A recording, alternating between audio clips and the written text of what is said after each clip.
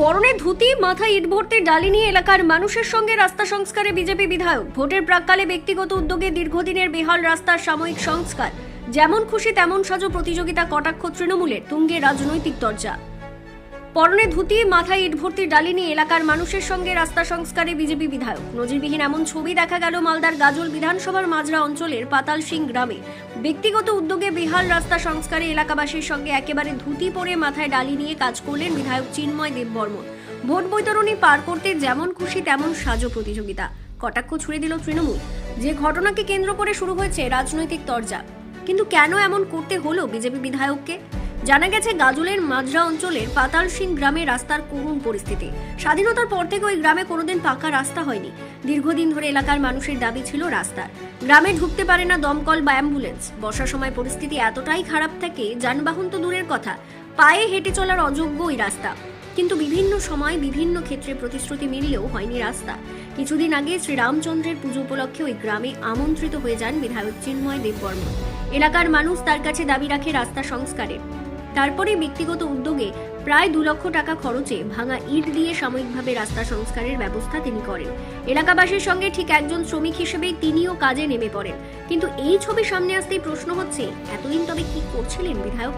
কেনই বা তিনি আগে নিজের বিধায়ক তহবিল থেকে রাস্তা সংস্কারের ব্যবস্থা করেননি? যদিও তৃণমূলের কাছে এই ঘটনা ভোটমুখী নাটক, তবে এসবের মাঝেই সাময়িক স্বস্তি পেল পাতাল সিং এর মানুষ। কিন্তু পাকা রাস্তার জন্য কবে তাদের ভাগ্যের শিখে ছিড়বে সেটা তারা হয়তো নিজেরাও জানেন না। 10 বছরের উপরে হবে। আমার তো বিয়ে হওয়া 10 বছর হয়ে যাচ্ছে। আচ্ছা।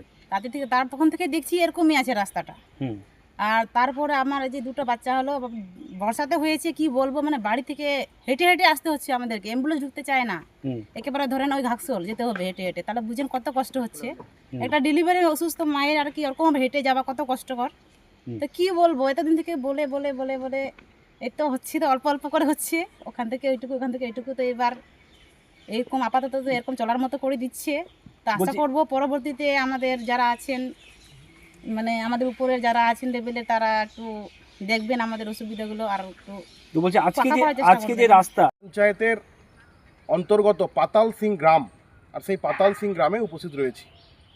এই গ্রাম বা জনবসতি দেশ স্বাধীনের সময় থেকে চলে আসছে যে এই রাস্তাটা আমি করব বা করে দেওয়ার ব্যবস্থা করব।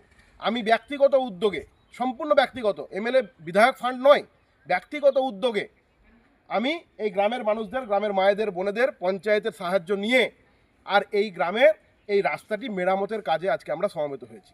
যেখানে কাজ করতে গেছেন সেটা বিজেপি অধ্যুষিত অঞ্চল। উনি নিজেও বিজেপির থেকে এমএলএ পাস করেছেন, এখানে এমএলএ উনি আছেন। তো মাননীয় মহাশয়ের কাছে আমার রিকোয়েস্ট, উনি এখন ওই যেমন খুশি তেমন সাজো প্রতিযোগিতায় নেমেছে। কোনো সময় ডালি নিয়ে চলে যাচ্ছেন, কোনো সময় ধুতি পরে চলে যাচ্ছেন।